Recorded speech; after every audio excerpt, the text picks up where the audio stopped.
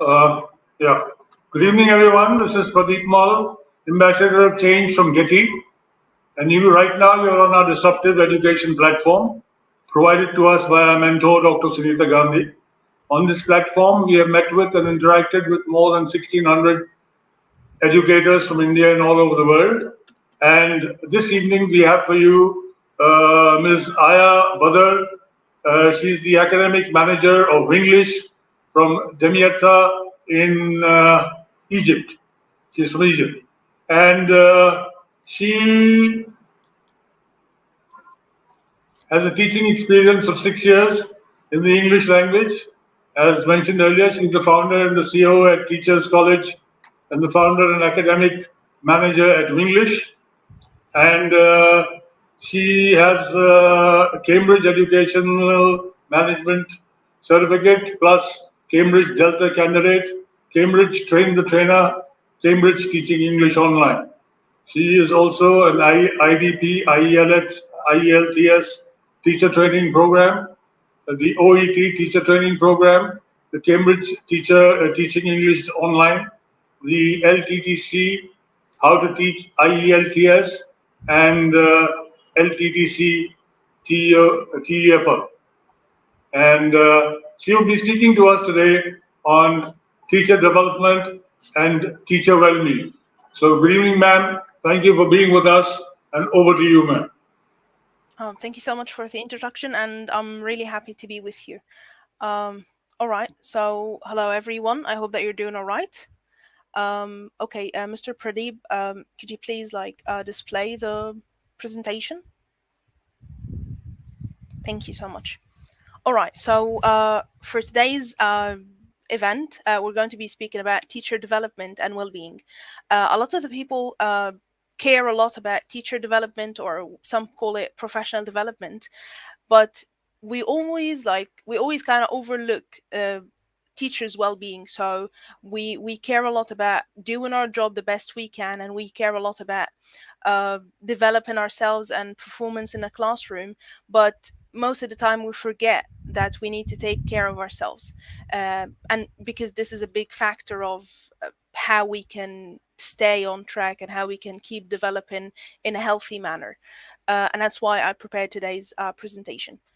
So thinking about the first thing about professional development, so the main thing that we need to know about professional development is that it is something that's gradual and inevitable. So we don't expect people to move from a 0 to 100. We shouldn't expect ourselves to be the best out of nowhere, and we shouldn't actually try to be the best. So the comparison should always be, I want to be better than myself before. So it's gradual. So that would tell us that we need to be very patient with it. We need to take our time with it. And inevitable, that's something actually that would get us to feel safe about it, because that means that we're going to develop anyway. So development is going to happen whether we try or we don't. And we're going to discuss later how this could happen. And most of the time we hear a lot about 10 years experience or one experience repeated 10 times, and that's another statement that we hear a lot in different courses about professional development. And even 1 year experience that is repeated 10 times would never be the same, because every year you'd face different challenges, you'd face different things that would help you grow and develop. So again, we would say that development is inevitable and is going to happen anyway. So that's for the professional development. And here I'm not presenting a definition for it, or a complete definition for it, but more of things that are said about professional development that should make us feel safe and not in a rush to develop. Now, before we do anything, we need to think about questioning.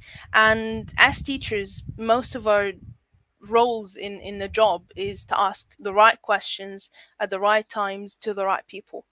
And we use this all the time, whether we're asking the students some questions at the beginning of the course to check their level, or whether we're asking some other questions to check whether the students understood the lesson or not, and to see how the educational process is going. But it's very important to ask yourself some questions before you start anything. And the questions here, and those are my own questions, those are the questions that I ask myself whenever I want to do something. So the first thing is, you finished your college, you graduated, and you're about to be a teacher, or even you're still a student and you want to have like a part-time job while you're still studying. So the first question is, where do I want to be?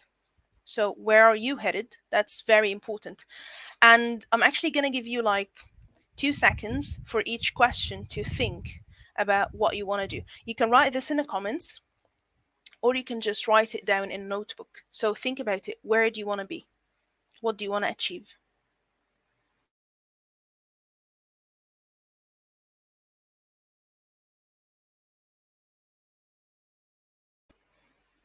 Okay. So I hope that by now you thought about what you want to do. You don't need to get the complete answer right now, or the best answer that you can right now, but at least you start with some basic ideas on where you're headed, or like where you want to be.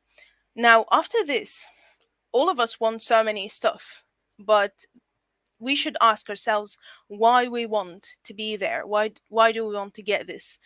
Why is it important? Okay, so again, think about why. So some people might think, I want to be an IELTS teacher, and you should think, why do I want to be an IELTS teacher? Or I want to be a teacher trainer. Now, why would you like to be a teacher trainer? If you can't find reasons for what you want to do, that might tell you some information about what you want to do. Maybe it's not suitable. Maybe you need to research further to see whether this is the best option for you or it's not. So again, 2 more seconds to think about why you'd like to do this.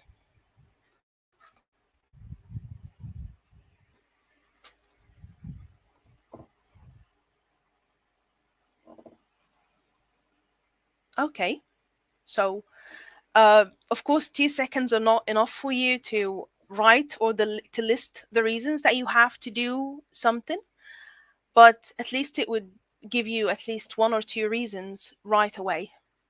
Again, if you find it very difficult to find reasons, then you need to revisit your goal and you need to check why you want it and whether it's the best thing. And from there, we're going to move to another thing. So where I want to go, that's the end line. All right. So now we need to check at the start line. Where do you start? Where do you stand? Where are you now? So, for example, I would say, all right, I am now. I have this experience, this number of years of experience. I have done those courses. I have learned this. I am good at this, but I need to work on this, or I develop this. For example, I can say, oh, I'm very good at teaching this part of the language, but this part I don't feel very confident when I teach it. So I think, all right, I need to develop this part. Okay. However, some parts, I don't think that you should actually worry about developing them. So if you're interested in teaching kids at school, and this is what you want to do for the rest of your life, and you have all the reasons to stay in this position or to keep doing this, then all right, that's your thing. You don't have to be good at everything. And this would help you be less stressed. All right. When you focus on your strength and just focus on getting the best out of those. Okay. So where you stand, your self-awareness of who you are and your strengths and weaknesses. Some people call it the SWOT analysis. So when you think about this and see uh, everything and all the opportunities that you can have with your abilities, then this is what you need to know before you start moving in any direction. So before you leave your house, you know exactly where you're going. or you wouldn't be able to go there. So again, you know the starting point, and you know the end line, and you have enough reasons to keep you motivated along the way. Okay, so after this, what do you need to do to reach your destination? So now we know where we want to go, we know the beginning, and we know where we stand, the start point, and then we also know the reason that would keep us motivated along the way. Now we need to know, what do I need to do? So for example, I need to become an IELTS teacher. Okay, where do I stand? So in order to be an IELTS teacher, I need to do some things. Okay, where do I stand in the first thing? Okay, so my level, for example, might be B1. Okay, so in order to be a good teacher, like IELTS trainer or IELTS teacher, I need to be at least B2. Okay, I can do this. So that means that I need to improve my language. So the first thing that I need to do is to be is to study English and to be good at it so that I can teach it. All right, another thing. Oh, I need to learn about the exam. Some people might feel the need to take the exam before doing it so that they would know the whole experience. So those are some of the things that you need to do. Now, saying that I need to do one, two, three is easy. However, saying how, that's a bit difficult when you come to the steps. So when you think about this again, you have where you want to go. And I'm sorry that I'm repeating all of them again, because all of them are connected in a way and we want to keep them connected. Uh, After this, you need to know how you will do things. So let's start with the first thing. How you're going to do things. All right, I want to improve my language. That means I have two ways. For example, I'm going to study on my own. So that means I need to save some time to study, and I need to get the materials to study, and I might need someone to help me to practice speaking with. Or I might also need a teacher, another teacher, to mark my writing to check my level. Okay, so that would be something. Another option or another plan would be to go and take another course, take a course in language to improve my level. So for this here, oh, that means that I need to keep some time free for this. And I also need to have the money to pay for the course. And I also need more time to practice and to do the assignments and tasks that I'm given in a course. So here you think about what you need to do and you think about how to do it. After this, I would add another thing other than also is it your choice or not. Before this point, I will ask, how are you going to be disciplined to do this task? The motivation needed to keep doing the certain things that you need to do or the procedures in order to get to your destination. So this is when you should think, okay, and again, this is where you stand. This is about your awareness of who you are. So I can say, for example, I'm very disciplined and I can sit for 2 hours every day. I can finish this without any kind of help and I can stay motivated. Some other people might feel, no, I'm not very disciplined, and I find it really difficult to stay on track and do something, repeat it every day in order to get the results after some time. So maybe, in order to solve this problem, I can ask a friend to support me, or I can look for communities where I can find this kind of support. So maybe I could go to groups where people are preparing for IELTS, and then I can ask to join. Maybe I can try to find a partner to study with me, to revise with me. We can have some study groups. All this can help.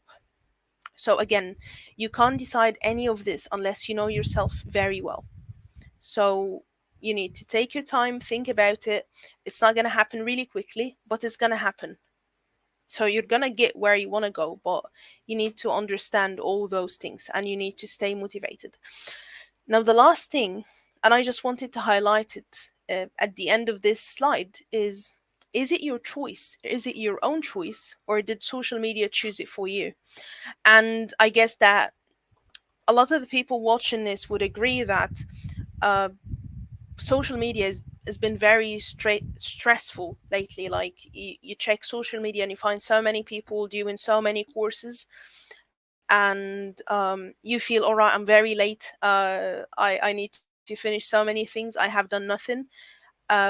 so I'm gonna do this course, or I'm gonna take this course because I know people who did it, or they have this certificate now.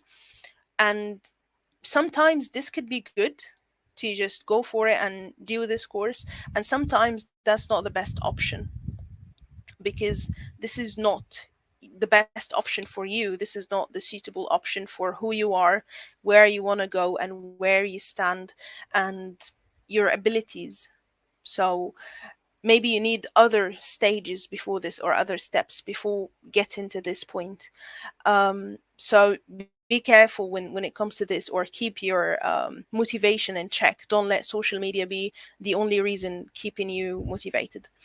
So that's for the first part, about analyzing everything, analyzing yourself, thinking about yourself, and thinking about where you want to go, why, and how, and what you need to do.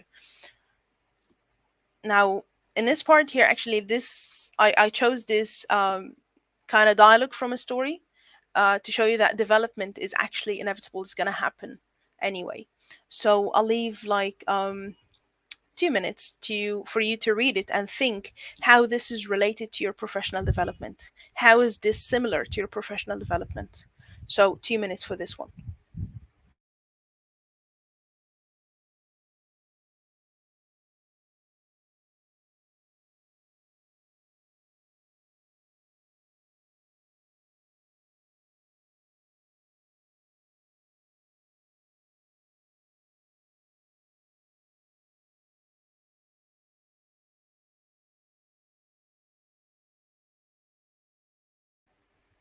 You can also write in the comments, how is this related to your professional development? So you can write it in the comments. I'm going to see them and reply to them, or you can just think about them. So the most important thing is for you to think, all right? You don't have to write the comments.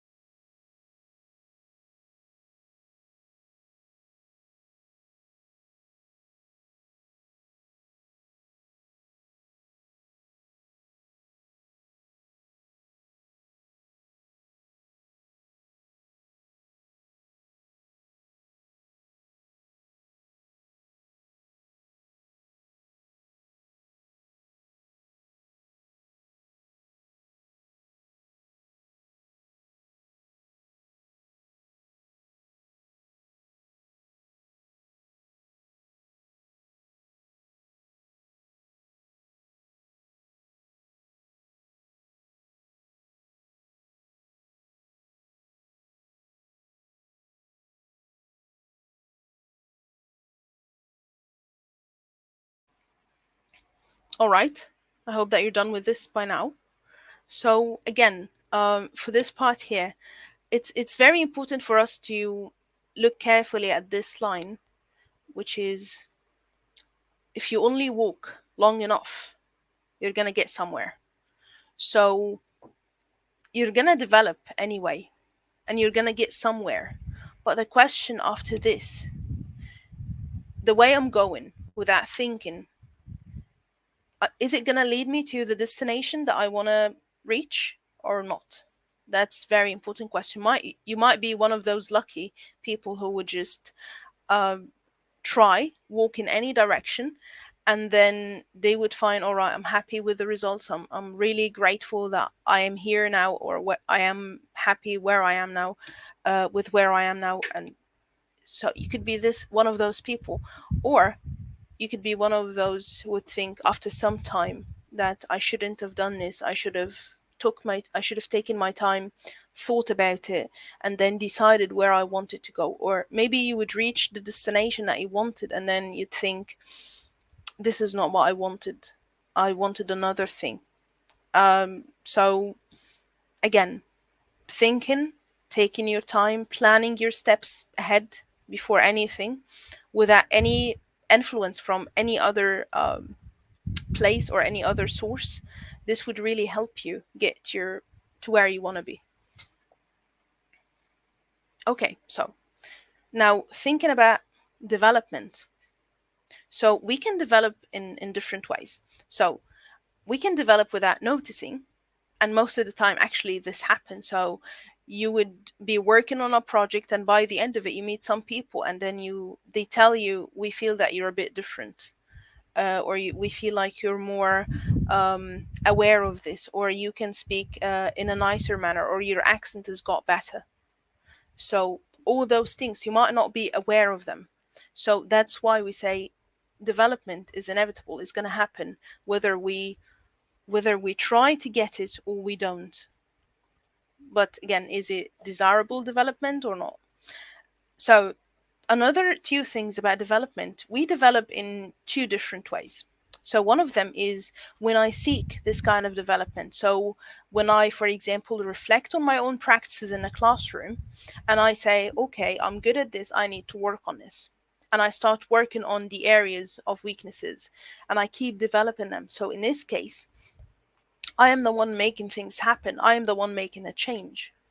Other situations could be like imposed. So I'm not planning to develop, but I'm developing with that plan. For example, maybe you're working at school. Okay, the easiest example to think of right now is COVID. So a lot of the teachers were, or most of the teachers actually were teaching face-to-face classes, and that's what they did. And then after COVID, they started teaching online, and they were forced to develop because of all those reasons. So again, the changes would change you. And COVID is a big thing here. But if we think about other things as simple as getting a new supervisor, like maybe the school where you work hired a new supervisor, and the supervisor wants to apply some new rules, so you're going to develop according to those rules. um, or maybe a parent complained about something about their children who are like doing a course with you or taking a course with you, and then you took this complaint, and then you started thinking about it, and you started acting upon it. So when we say it in a different way, we can say that the teacher is proactive when they take the action.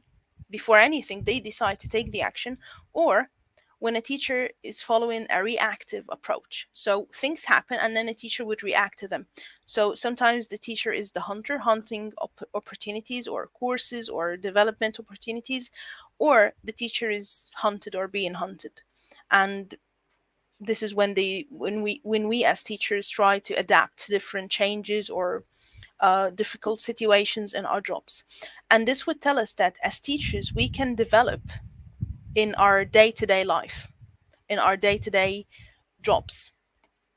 Different situations would happen, and those would help shape your development, or those would help you think of different ways to deal with those situations. Okay, so we have some reasons. Some teachers would say, all right, I don't feel like I am developing the way I should.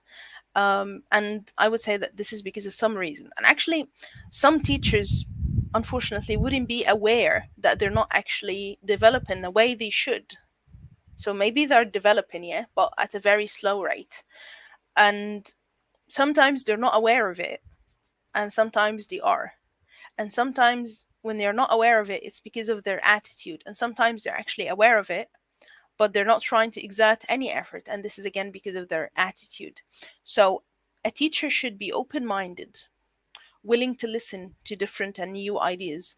A teacher should be able or and willing to question themselves and their practices, to stop, think, and ask, why am I doing this in this way? So, for example, why am I getting my students to read this thing out loud? Why am I getting them to read this passage out loud? What am I trying to get out of it? Is it just something that I'm used to doing, so that's why I'm doing it? Or is it I'm doing this for a certain reason and I have the rationale behind it that really supports this practice? So this kind of attitude. And another thing, if I say, okay, I know that I want to develop this, but I find it too difficult for myself or on me to go and take a course because I have this feeling that I am a teacher and I can't be another teacher's student. Some people would feel this way. So again, this is related to the attitude.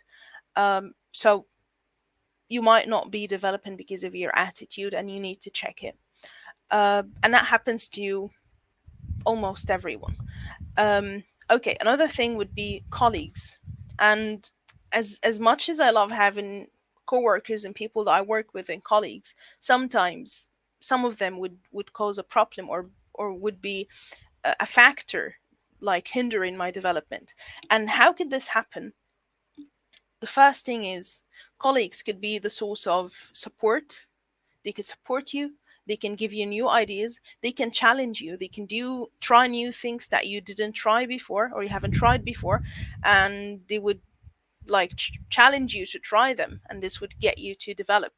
They would have useful discussions. Maybe they would encourage you to attend conferences or attend other courses or lectures. Maybe you could be study buddies, so maybe you could sit together and study and do um, other things that would enrich your experience as teachers and would help you develop. So sometimes the staff room for teachers become the place where they just come in this room and then they start complaining about everything they're facing, and this is not going to do anything other than just getting you to be demotivated and again unwilling to keep developing, because you wouldn't see the reason why you would do this if you don't like your job that much. After this, we have, I think, the most important factor, which is stress. And again, we should face it. Our job as teachers is very stressful. So we spend a lot of time preparing. We spend a lot of time in a classroom. And then after this is not done. We're not done with the job. Now we still have more time to check homeworks, to contact the parents or contact the candidates attending the courses or the course participants, any of those. We're doing all this. And then after we're done, we're going to prepare for the coming class. And after we're done with all of this, we might need to prepare the assessment for the end of the class. And we're thinking about it all the time. And if we face a problem, we sometimes take it home with us. And what we're going to get because of all this is just pure stress. And that's why. And that actually just happened yesterday. A really good teacher that I work with, she said, I'm thinking about quitting my job. And over the years as a teacher, over my years as a teacher, I've heard this word so many times. I'm just going to quit and I'm going to do any other thing. And those are really good teachers, and they're not saying this because it's difficult for them, but because they're very stressed and they can't handle the stress. They can't do anything about it. So actually we're going to discuss how to deal with the stress in the coming slide. But for now, let's speak about the last reason behind teachers not developing, which is schools. Some schools are not willing to change. Some schools are still promoting people because they have more years of experience and not because they're qualified. Some schools are still thinking in the same ways without trying to change anything. And even as an individual working in a school, if you try to develop, the school wouldn't be supportive. So that's another reason. So another reason that would add to the work environment. So those are some reasons. Uh, and of course you're not gonna leave the whole school because it's not very easy to find a better job all the time. But maybe you should think about ways to keep practicing, keep developing, without all those factors hindering your trial to develop.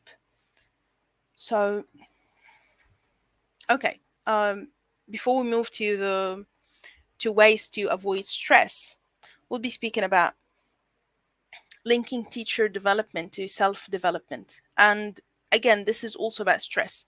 As teachers, we feel worried all the time, or we worry all the time about developing our level, um, getting new certificates, doing new courses, reading more books to keep developing, and so on.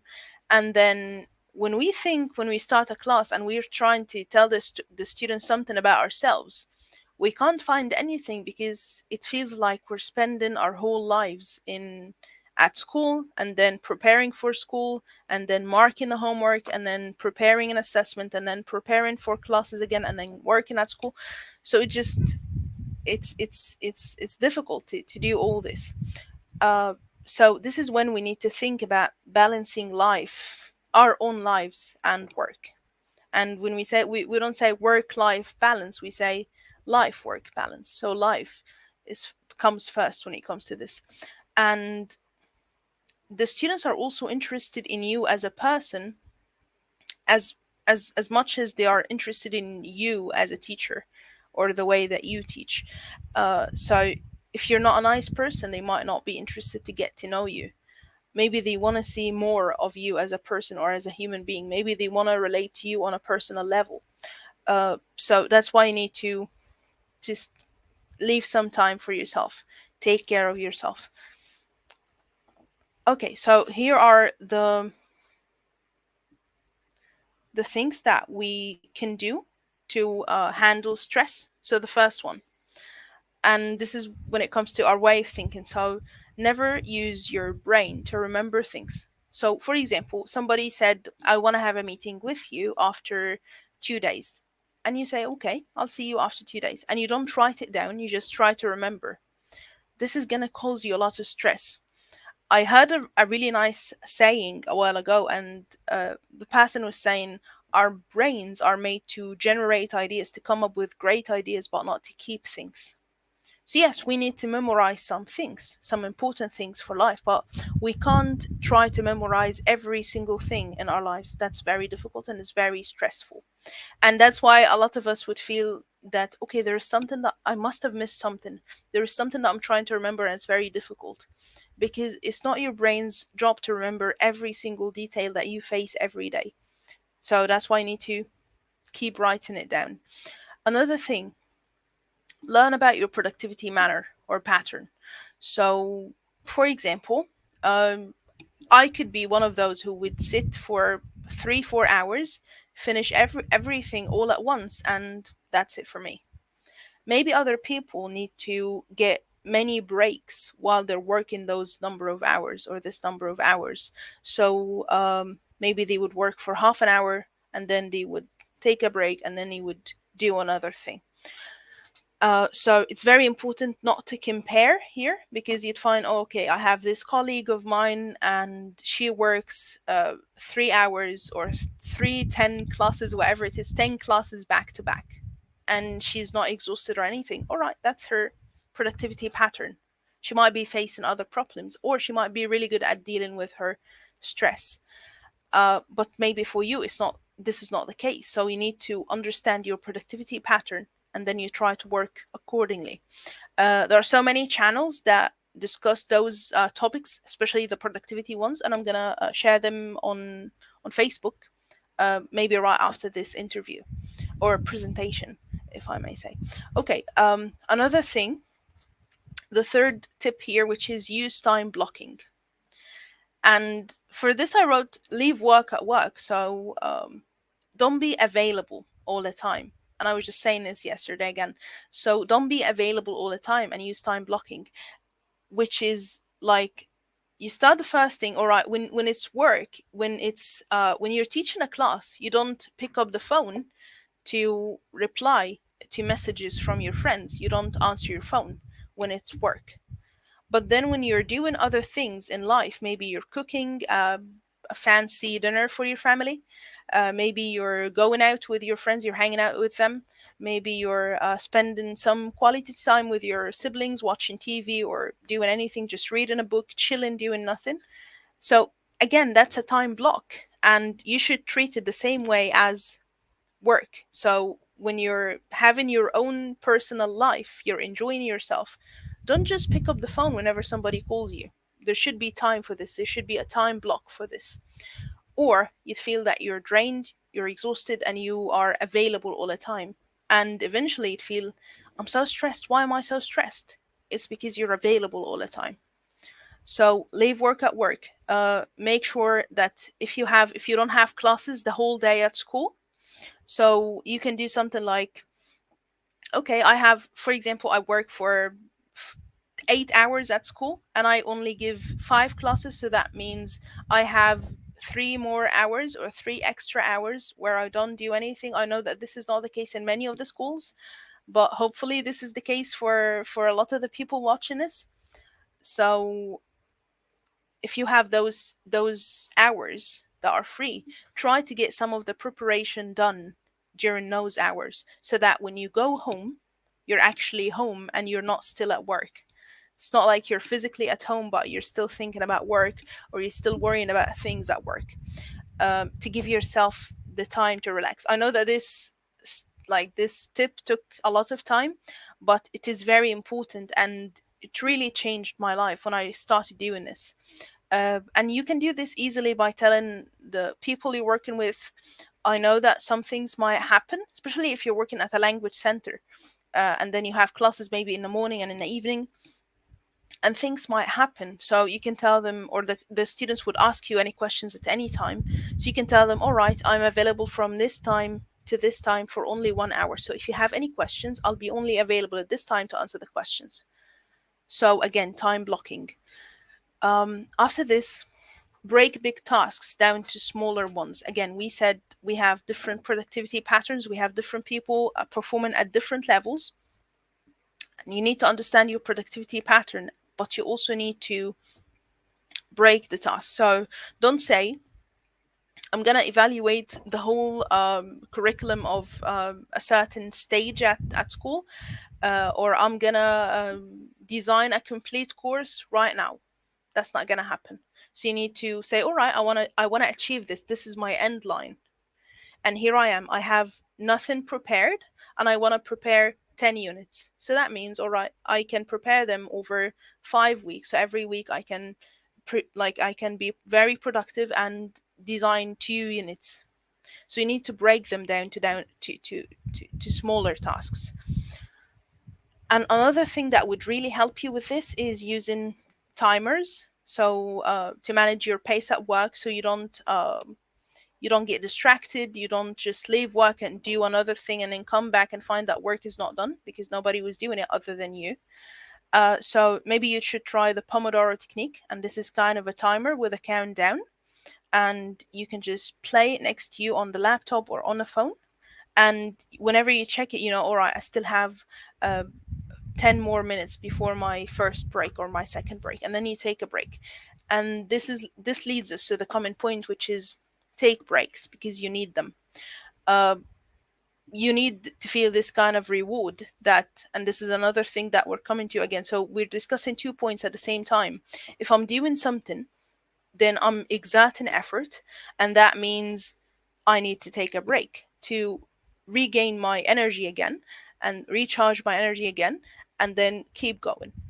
Another thing, I need to treat myself because I'm doing well and I'm trying so hard to get something done. I'm trying to have a better life, and that's why I'm working or I'm planning to do other things. So you need to treat yourself. You need to give yourself some kind of reward. This reward could be anything. After a very long day at work where you're teaching classes, maybe your break could be just sitting there, not thinking about anything, not speaking to anyone, nothing. Just sitting there, not even watching TV, just sitting there quietly. Maybe this could be your break. Maybe this could be your reward. Maybe this is all you want or need. Another thing, which is you don't have to perform at the same level every day, but you should do your best every day. So, for example, today I'm able to work for 10 hours back to back. I can just sit and be very productive, finish all those things. But maybe tomorrow I wouldn't be able to do as much. So I might need to take more breaks. I might not be able to give all those classes, or I might not be able to sit and study or read the book that I plan to do or I plan to read. So it is fine if you're not developing or performing at the same level every day. And this would take us to avoid comparisons. So again, we said this earlier about social media. So avoid comparing yourself to anything or anyone, and avoid comparing yourself with yourself before when it comes to the energy level. So, for example, somebody would say, 10 years ago, I was able to run, or I used to run 10 miles every day. Somebody would say this, right? But now I can't do this. And they start blaming themselves for not being able to do this. And the thing is, they are comparing two different people because after 10 years, they are completely different human beings. So avoid comparisons. especially the ones that can do you harm. You can do something else, like, for example, 2 weeks ago, I had a problem pronouncing this word, but I used to practice it a lot, and now I can say it properly. So you're comparing a specific thing, not something that's very difficult. Maybe you would say, all right, I used to run 5 miles 10 years ago because I was healthy. I used to do this and that. All right, so I want to do this again, and it's available. It's a realistic reason. It's a smart goal. And then you start planning, all right, how can I do it? And you also need to be careful and be aware of the other factors that might affect this, like age, your health condition, your time, your responsibility. So many other things could affect even just going for a walk or running. The last thing, and I have it capitalized, which is learn to say no. And this is when somebody, for example, is pushing you to do something that you don't want to do.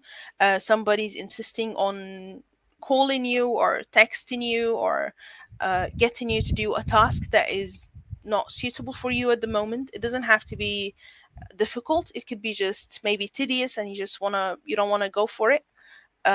So just say no. Of course, don't say no in a harsh way, but at least say like, no, I can't do it.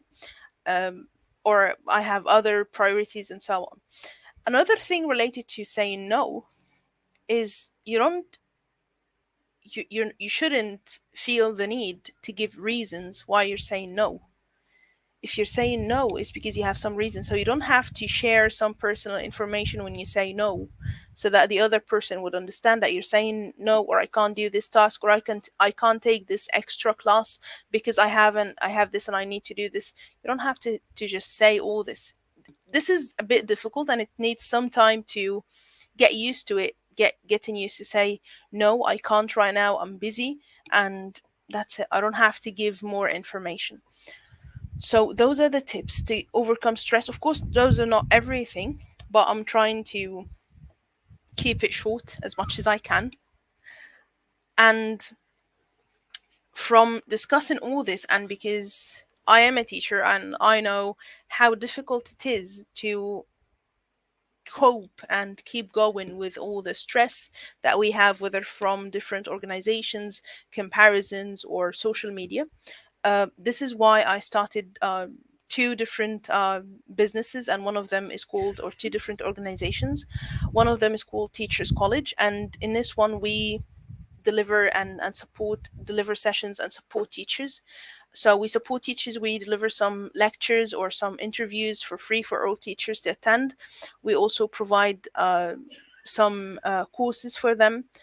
We support language learners, and we also provide opportunities, and hopefully in the coming period of time I'll be posting some jobs for teachers to join us in those organizations. So very quickly, in Teachers College, we provide teacher training programs. We also provide free webinars. We provide scholarships, training for teachers for free, and opportunities for teachers to practice teaching under supervision if they need to develop this aspect. And also we provide some consultation services. The other organization is called Winglish, and again, learning made easy, and this is what we want to do. So we're making sure to keep learning easy, whether for students or for teachers. So that's why we offer services at at very affordable prices. We make sure that we deliver the best quality. And another thing, in so many courses, teachers or students feel like we don't get enough support. So another thing to make learning easier is providing the needed support and being there with the students or trainees or teacher trainees or trainee teachers day to day, so that we're checking everything that they're doing and providing the needed support. So for learners, language learners, we have general English courses, we have conversation courses, we have business English, and we have, of course, IELTS and TOEFL preparation. So that's everything for me for today. I'm checking the comments, so if anybody has any questions, okay, I can answer them. If not, I think we can get back to Mr. Pradeep.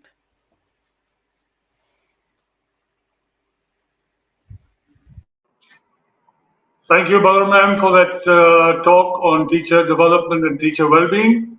And someone has asked that they got a score of B1 and 2, and is asking, is that a good score? Let me check the question again.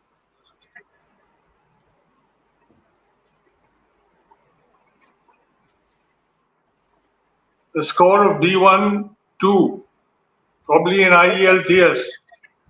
Okay. So that depends on where they want to go. Again, so we're going to say this about the IELTS, even about any kind of exam.